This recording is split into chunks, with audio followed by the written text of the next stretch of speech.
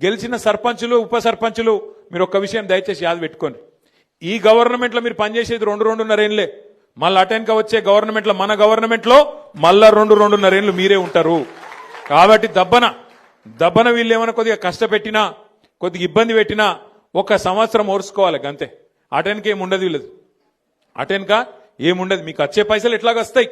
గ్రామ పంచాయతీకి రావాల్సిన డబ్బులు కేంద్ర ప్రభుత్వం నుంచి రాష్ట్ర ప్రభుత్వం నుంచి మీ హక్కుగా రావాల్సిన పైసలు, ఫైనాన్స్ కమిషన్ ద్వారా రావాల్సిన పైసలు ఎవడు ఆపలేడు. ఆది శ్రీనివాస్ ఆపలేడు, రేవంత్ రెడ్డి ఆపలేడు, నరేంద్ర మోడీ కూడా ఆపలేడు. ఎందుకంటే అది రాజ్యాంగం. అంబేద్కర్ రాసిన రాజ్యాంగం ఆధారంగా మీకు రావాల్సిన పైసలు బరాబర్ వస్తాయి. ఏమన్నా అయ్యా కూడా ఆపలేడు అది. కానీ ఏమన్నా గిట్లనే ఆడనో ఈడనో బెదిరించే ప్రయత్నం చేస్తారు. వీళ్ళు చాలా లంగలు కాంగ్రెస్ వాళ్ళు. వాళ్ళ మాటినకపోతే ఏం చేస్తారు?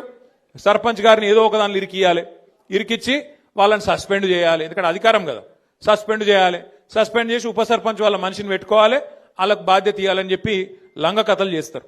అందుకే మనకు కూడా తెలివి ఉంది కాబట్టి, భగవంతుడు వాళ్ళకే కాదు మనకు కూడా తెలివితేటలు ఇచ్చిండు కాబట్టి నేనేం చెప్తున్నా అంటే, జిల్లాల వారీగా సర్పంచులకు అండగా నిలబడతందుకు ప్రతి జిల్లాలో లీగల్ సెల్ ఏర్పాటు చేస్తాం. ఎక్కడ ఎవడన్నా మిమ్మల్ని సస్పెండ్ చేసే ప్రయత్నం చేస్తే వెంటనే 1 సెకండ్ కూడా మీరు ఆలస్యం చేయకండి. జిల్లా పార్టీ ఆఫీస్ ఇక్కడనే మీకు పక్కనే ఉన్నది. మన జిల్లా గింతనే జిల్లా, చిన్న జిల్లా, 12 మండలాలు, 2 మున్సిపాలిటీలు, చాలా చిన్న జిల్లా మనది. వెంటనే అర్ధగంట లోపల మీరు ఇక్కడికి రావచ్చు. లక్ష్మీనరసింహారావు గారిని, రవిశంకర్ గారిని, రసమై బాలకృష్ణ గారిని, మా తోట ఆగయ్య గారిని నేను కోరుతా ఉన్నా. ఎక్కడ ఏ ఊర్లో చిన్న, ఇప్పుడు 83 మంది మాత్రమే కాదు, ఇంకా 17 నాడు మళ్ళీ ఎలక్షన్ ఉంది, మళ్ళా జోరుదారు గెలుస్తాం, నాకే అనుమానం లేదు.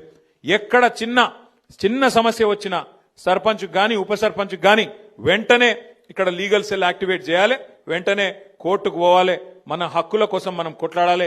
ఈ విషయంలో రాజీ పడొద్దని చెప్పి నేను కోరుతున్నా.